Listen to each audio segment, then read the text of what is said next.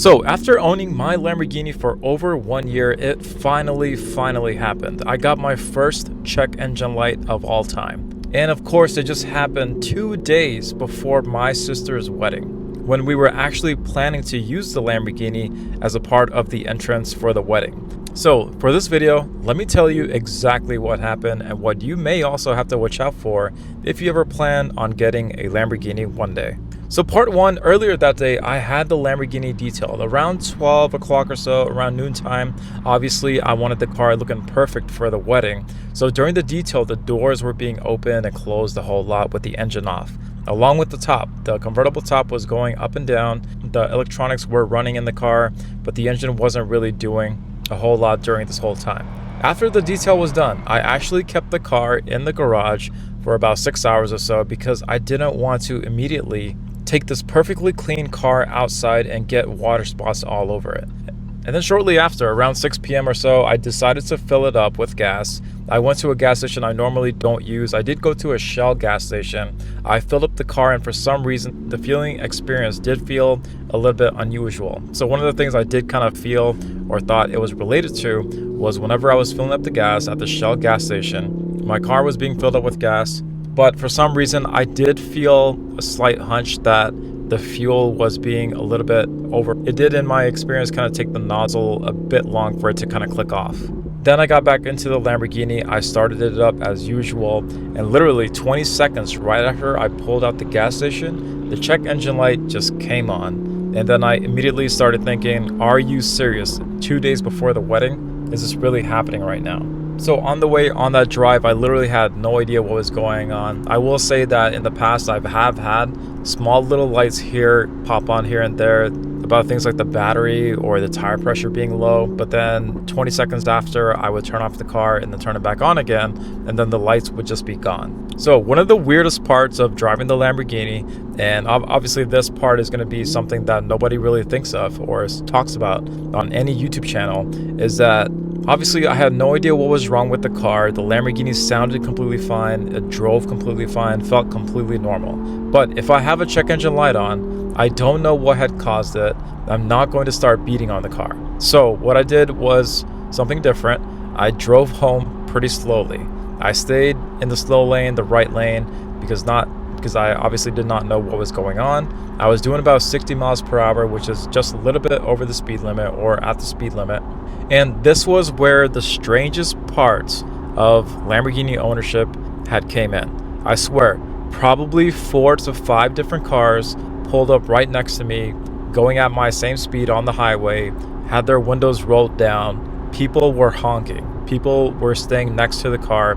You could almost tell that they were waiting for me to accelerate or launch it. And I'm sitting here thinking, guys, I have a check engine light. Obviously, they have no idea what is going on with the car. They think things are completely fine and that I should just be going a whole lot faster.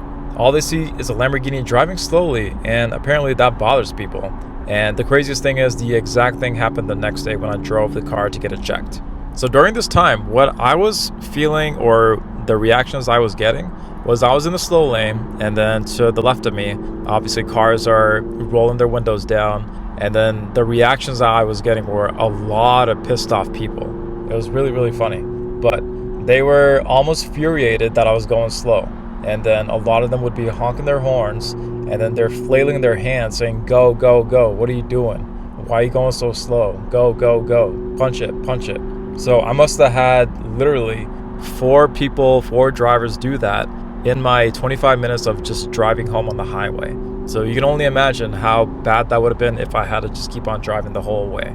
The next day, again, yeah, the same thing happened, and it was just getting really annoying. But that's literally something that nobody on the internet will tell you. That sometimes whenever you just want to drive slowly, that's not something you can really do with this car. There's no peace with it. You either have to just be driving the car, but you have to be in a mindset of just go, go, go. Even if you're somebody who wants to take a call in their Lamborghini, that's not really going to take place or not going to happen, because if you go slow, you're going to have some sort of distraction just going to come up on you. Also, before we get to the next one, I've been having a lot of people ask me what exactly I did financially or job-wise to kind of get to a point of owning a Lamborghini in my 30s and also being able to retire.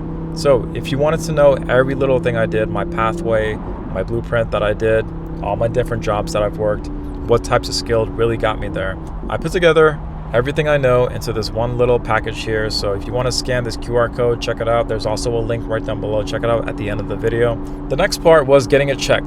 So the next day I took my vehicle to get it checked at Eurotech Motorsports in Natick, Massachusetts. If you haven't been there, if you own an exotic car, definitely check out these people. Our main guy there is Farley, and he is amazing to work with. I literally go there every single time, and he takes care of literally everyone that I know. But me noting the fact that my sister's wedding was coming up, he immediately jumped on it as quickly as he could. He scanned the car, and this was literally when things got really nervous. I didn't know what the heck was going to come up on the screen. But as soon as I kind of heard that there was like 20 to 30 different faults in the car, it's almost a weird thing, because you think that whenever you see all this stuff that multiple things are wrong with the car, but it kind of narrows down to one little source. But apparently whenever you have a bunch of unrelated things all just kind of showing up at the same time, one thing that can cause all this is a low battery voltage. And once he said that, everything actually started to make sense. So I began to think about what happened earlier that day. The doors were opening and closing while the engine was off, the convertible top was going up and down, the electronics were being used and the engine wasn't being running much, the car wasn't being driven enough. So the battery could have gotten low enough for all these different systems to just start showing up, to just start throwing faults. Which at this point, it did start to make a whole lot of sense. But one of the things that one of my other buddies had mentioned is that if you have a Lamborghini or an exotic car, sometimes it may just help to kind of have it on some kind of portable trickle charger, if you can do that, or keep it on the trickle charger. That usually helps a whole lot. But this is one thing that I will admit about me owning the car, that about something that I do or should be doing that I don't do. And that is, I actually do not trickle charge my Lamborghini. Even during the wintertime, I still prefer to get into the car, well, like I am right now, and shoot content inside the car and record videos, so on and so forth. So I normally drive the car about once a week. And even during the winter, if it's something above 45 degrees, above 40 degrees, I will still just take it off for a short spin just to kind of stretch out its legs here and there. But the battery in the car is also getting a bit older. The car is a 2020. We are in 2026 right now. It could be a good chance that it's on its way out. I believe you do have to kind of change out the battery every 3 years or so. So that could be a big reason why. But if you combine a older battery with a day where you're using a bunch of electronics without the engine running, and that may have been enough to trigger everything. And then the last part is going to be Lamborghini reliability. So this also brings up something interesting about the Huracan. Mechanically, the car has been honestly extremely solid for me. Even when I had that check engine light, if that light wasn't there, I couldn't even tell nothing was wrong with the car. It just ran completely fine. The engine, the transmission, the gear shifting, the major mechanical components, so far they felt completely bulletproof, as everyone says.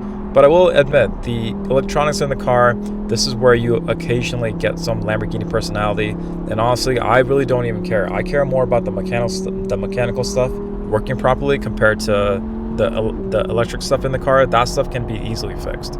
But if you're somebody who buys a Lamborghini and expects the Bluetooth and music system to work flawless every single time, good luck with that. I will say that my music in the car, Bluetooth and whatnot, probably only works and connects about 70% of the time. Sometimes I can't even control the volume and it just stays in a really low volume mode. Sometimes it connects immediately. Sometimes if you stop the car halfway to fill up gas, it doesn't reconnect immediately.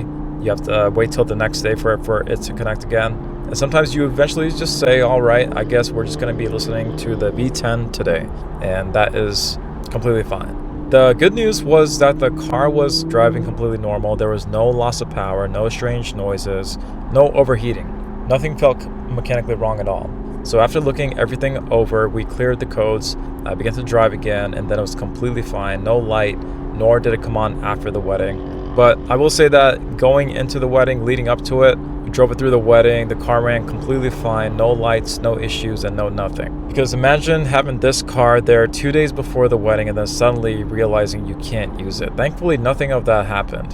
One part that I did want to mention that could have been another bad moment that had happened was after the wedding was done, I did begin to drive back home. I hit a huge bump in the road where a road was going over construction. It was a really unusual bump. It literally felt like a bump, like going straight into the axle. But even after that bump, I drove home quietly, but thankfully I checked kind of beneath the car. Nothing was wrong with it. Construction zones, potholes, and random dips are definitely something you really have to do watch out for. That was kind of like the only other scare that I've had that day. But so that was a story about my first check engine light. 2 days before my sister's wedding, 20 plus different faults that were being shown. People getting completely mad at me driving a Lamborghini too slowly. And after that, the car was completely fine. If you own a Huracan, let me know if you ever had anything kind of similar happen to it. How often do you trickle charge the car? How often do you think you can kind of get away with it? If you're thinking about buying one of these cars, make sure you subscribe to the channel, because I'm sharing all the weird little things about Lamborghini ownership that nobody will ever tell you until you actually own one.